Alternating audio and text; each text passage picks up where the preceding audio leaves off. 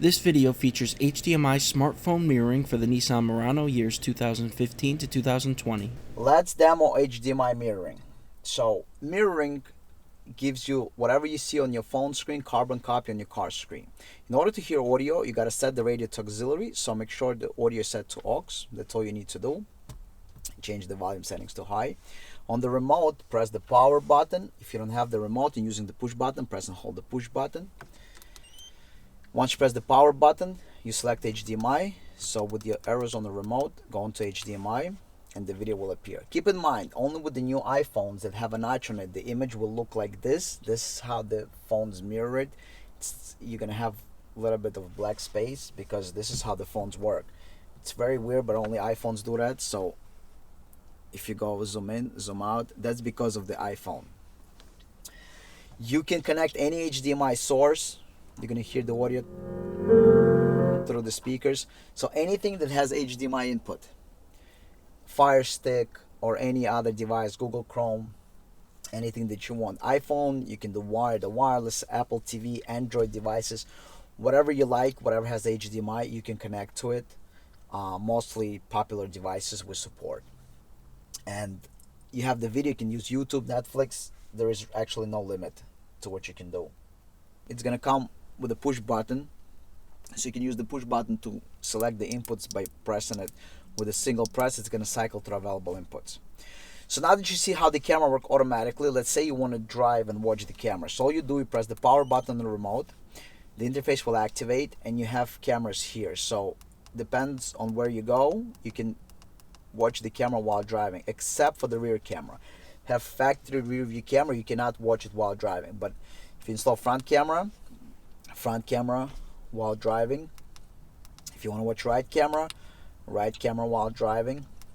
If you want to watch rear camera while driving. So as long as you're driving, you're going to have the rear camera. So this is the cameras. Now let's get started with the installation process. Step 1, vehicle disassembly. First step, you're going to remove the shifter. Insert something like this and open this. There is a retainer tab. This is the retainer tab that you have to remove. Make sure not to lose it, so do not push it out. Very carefully, hold it with your hand. This retainer tab is what lets this thing comes out, so this is what holds the shifter in place. Remove this, put it on the side. This panel has to come out. Starting from the back using panel tool, you can pop this up and it just pops out, and then you move it. You want to maybe sometimes press the shifter and move it to the side. Once this is removed, you want to remove 2 screws here, and you're going to take out the panel that remove those 2 screws. So there's a panel on the bottom here that we're going to remove. This panel, it comes out from over here in the bottom. You take the panel out. There are 2 screws. You remove the screws and start removing the panel, going from the bottom to the top. The panel comes out. Now this panel will come out, put it to the side. Those are the 2 screws on the bottom here that you need to remove. Once you remove this, you need to remove 2 screws on top so this panel can come out, and you disconnect the hazard switches. Starting from one of the ends, from any edge, just grab it with the plastic tool or with your hands. You gotta find good space, maybe from the bottom. Yeah, right there. And this whole panel is gonna come out. Disconnect the hazards from the back. Take out the panels, put them back into the place. So put one back, so then you can reassemble the vehicle in reverse order.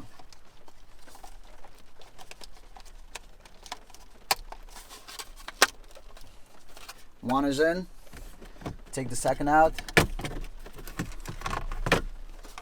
Put it back into its location. That's it, both are clipped in, so when you reassemble, you can put it all in one shot. Remove the screws that's holding radio. There are 2 screws here. Remove the 2 screws for the vent. This panel comes out, and there are 2 screws all the way in the bottom.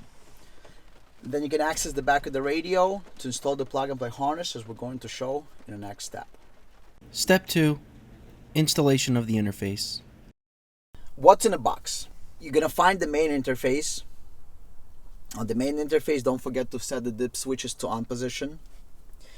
You're gonna find the main harness. This is the main harness. The main harness plugs into the interface, just like so. Then we have the update cable, so you can flash the initial software, which plugs into this side. This is where the update cable goes. You're gonna update it while the interface is not connected to the car, and then you're gonna remove the cable.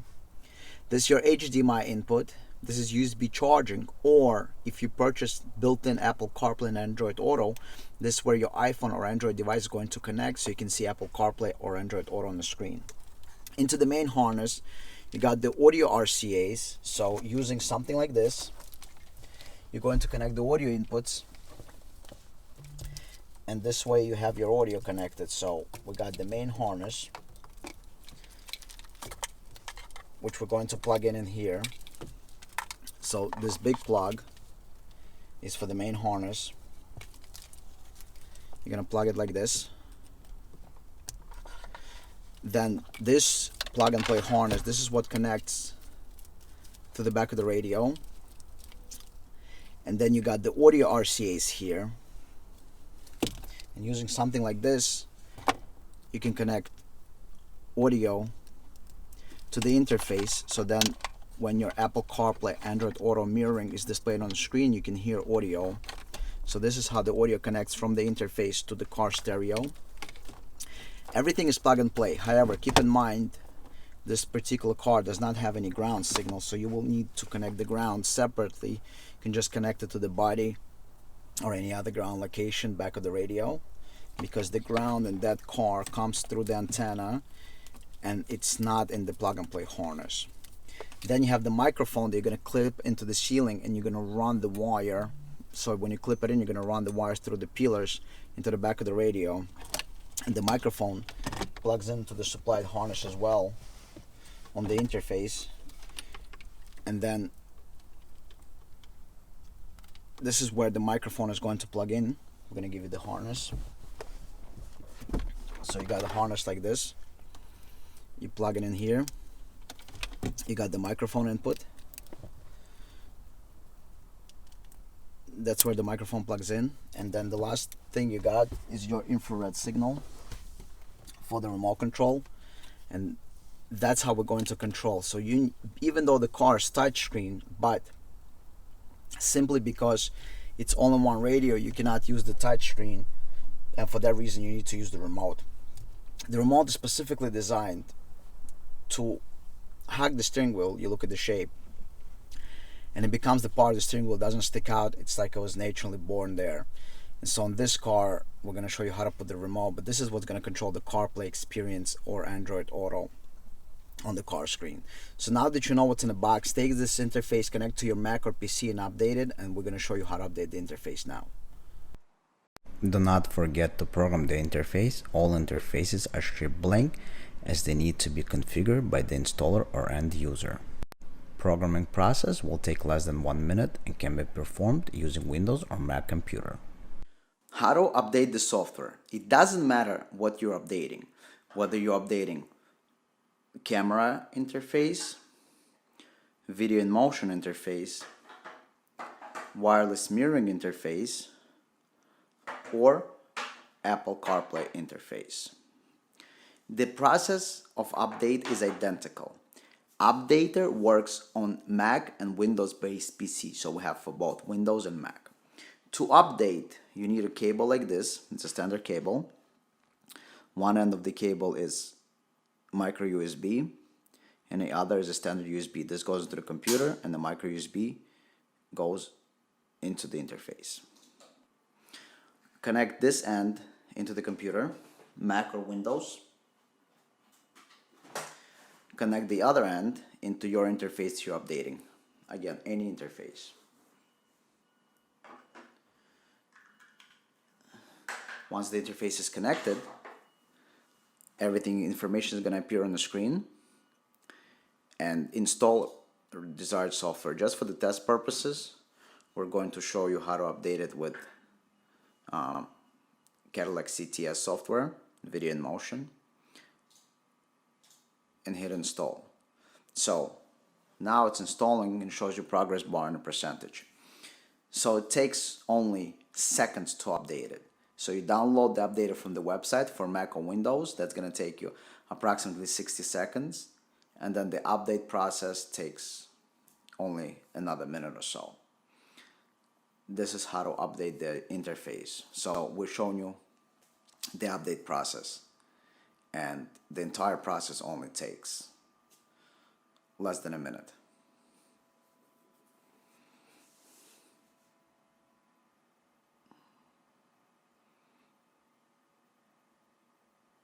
Okay, the update process is done and it's 99%. It says do not disconnect. In about a second, it's going to tell you that it's complete and you can disconnect the interface. There you go. Device settings updated and you're done.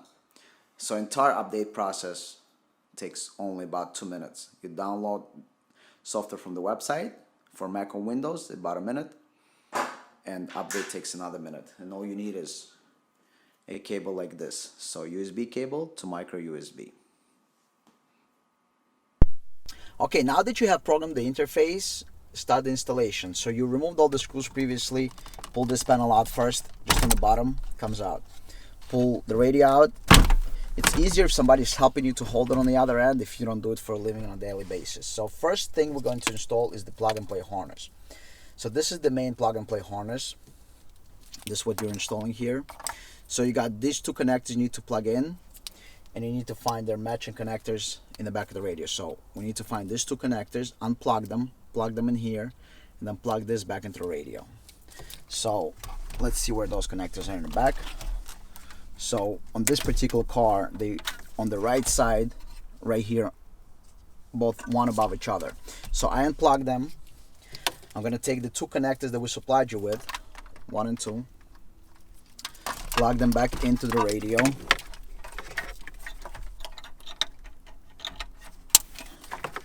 And after I plug them back into the radio,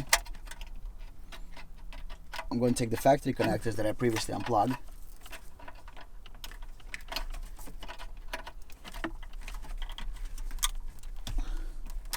and plug them into the harness that were removed. So one goes in here. Keep in mind, we just plug in everything to test. You don't want to close the car. You want to test everything before you make everything pretty and hide the interface behind the radio and close it. Alright, so the factory harness is installed. Alright, at this point the radio should come back on. Now, next step. You take this harness, this is the main harness, and you can remove the tie wrap. We don't need to do it for this installation, but you plug it into this connection, and now this is connected together. Now we need to connect the audio together to make sure that we have the audio. So we got this audio RCAs on the main plug and play harness. You need something like this. Plug one, and you plug in the second one. This is how the audio is going to travel from the interface into the system, and then you take the two audio RCAs and you connect them together. These are your extra cameras. You can install up to 4 cameras. So you have the rear camera, you can install side and front cameras. Now, once you have all this installed, we have a secondary thing to install. Over here, we got on the interface harness, we got a secondary connector. You plug it in here. You got the microphone that you're going to run from the ceiling of the car. This is going to get clipped into the ceiling just like this. You clip it in and then you run it. And then you got the remote receiver, the receiver for the remote control. So you connect the receiver. Usually you would mount it, it comes with double-sided tape. You mount it to the back of the steering wheel so it's like factory, and you run the wires into the panel so you don't see it. And then you take the remote and you're going to go ahead and install the remote control. So we're going to plug in the box that we just updated, and we're going to temporarily close everything just to make sure that everything works. Then after we know, okay, everything works, then we're going to make everything pretty and close the car. but we want to make sure that everything works before we do anything else. And so for that reason, we're not closing the car completely. We're just plugging everything in, putting the radio back into its place. And because all we're doing for now is just testing to make sure that everything works. All right, once you have everything plugged in, radio is back on. You take the remote and you put it like this. In this car, it's a very good location over here. As you can see, due to the design of the remote, it looks like it's the part of the steering wheel. It doesn't stick out, it sits here, and it's not gonna bother you when you're driving. It's gonna be just like factory here. So we connected everything. Next step, we want to determine the type of camera we have. So let's go ahead and figure out what camera we have. If you have a single camera, then you need to change something. You have 360 camera, you don't change anything. So let's go ahead and set this radio for 360 camera, because this has a single camera, so we need to change the output to 360 camera. If you have a 360 camera, you're not changing anything. So now we need to change to 360 camera because this is a single camera car. Make sure your audio is off. So if it's on, set it to off. Press and hold the menu button, rotate left, right, left, right, left, right. Go into confirmation adjustment, go all the way down to camera, and then change the camera from rear camera to AVM, set it to on, so camera system type AVM, then go back and wait for the radio to restart. Once the radio restarts, you're going to be in a AVM mode, it's audio video mode, and this way we can add our interface and have the interface show up on a screen when you press the buttons on the remote. Now radio has restarted. What we're going to do is we're going to activate the interface. You press the power button remote. Let me put the remote towards you so you can see it better. Now we have the interface activated, and we can go through all the settings. You have extra cameras. Your car has a factory rear view camera, so this simple will not do anything. Front camera, left camera, right camera, HDMI, and then once you connect the phone, this will highlight. Before we do that, we need to adjust the settings. Now you can see it's bright. I'm going to press this button, it's going to get a little darker. So this is a day mode. In the day mode, you want to touch the screen anywhere. This is the adjustments you want to have. Brightness all the way up, contrast all the way down, tint in the middle, color all the way down, black level in the middle. Then you want to press this button once, get into night mode, and have the same settings. Brightness all the way up, contrast all the way down. You can do contrast all the way down, tint in the middle, color all the way down, black level in the middle. Alright, so at night when there's not that much daylight, it's going to still look bright, because when night hits, the screen looks much brighter. So we want to test everything out. As you see, there's a highlight of the remote. That's where we are. When you go with the remote, it's going to highlight wherever you go. So look at these arrows. You go arrow right, rear camera, which you don't have to use because you already have. Front camera, you can add a front camera. Left lane watch camera, you see watches your lane. Right lane watch camera, HDMI, and Apple CarPlay and Android Auto. We're going to show it to you. So when all the interface is working, we know that everything is proper, and we know that we can go ahead and start putting the car together. To see the demo on how to operate this, you go to the beginning of the video. Thanks for watching. Please click the link on the left to subscribe to the channel, or click the link on the right to watch another video.